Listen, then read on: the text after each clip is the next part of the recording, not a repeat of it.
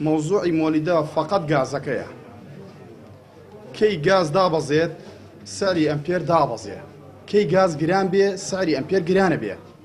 حکومت 5,000 لتر گازی داوە بۆ کولی مۆلیدەیەک، ئێمە پێویستمان بە 13-14,000 لتر گازە. ئەم 5,000 لترە بەشی 100 سعاتەکە 110 سعاتەکە. من 250 سعات کارەبا بدەمە هاوڵاتی، باقیەکەی لە چۆ پڕکەمەوە. مەجبوری بچی توجاری بکڕی، کە توجاریت کڕی ئیمڕۆ خۆتان ئاگاتان لێ من تو چۆنە.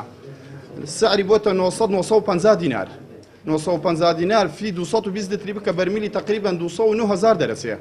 ئەم 209,000 نارە لەسەر هاوڵاتی دەرەچێت. ئەگەر بێت و حکومەتی بەغا مەرکەزی گاز بداتە ئەبوو مۆلیدە بە سعرێکی مەدعوم، سعریش لەسەر هاوڵاتی کەم دەرەچێت. ئێمەش خۆ هەر خەڵک چێم شارین، ئێمەش هاوڵاتی ئەم شارین حەز ناکەینە پێرەوە گران دەرچێت. بەڵام حکم لای ئەبوو مۆلیدە نییە، حکم لای گازەکەیە. 1,000 ناڕەبح بۆ ئەبوو مۆلیدە دانراوە. ئەگەر 10,000 وەرگری هەر 1,000 ناڕەبحێتی، ئەگەر 20,000 وەرگری هەر 1,000 ناڕەبح بۆەوە. موضوعی تەکلیفی گرانی مۆلیدە موضوعی بەس گازەکەیە، هیچ دیکە نییە.